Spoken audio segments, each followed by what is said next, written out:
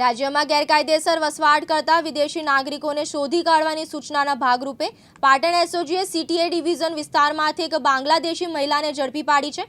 તેની સામે ફોરેન્સ એક્ટ હેઠળ કાયદેસરની કાર્યવાહી શરૂ કરવામાં આવી છે।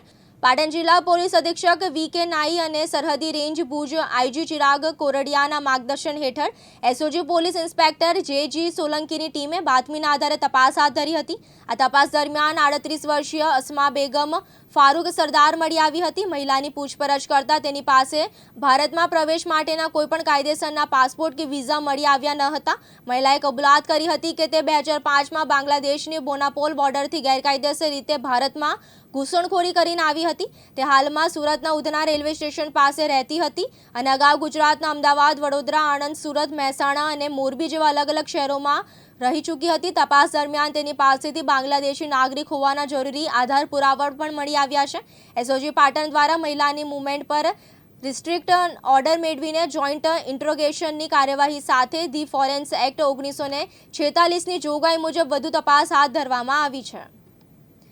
કેમેરામેન હાર્દિક સોલંકી સાથે ઉપેશ પંચાલ, દિવ્યાંગ ન્યૂઝ, પાટણ।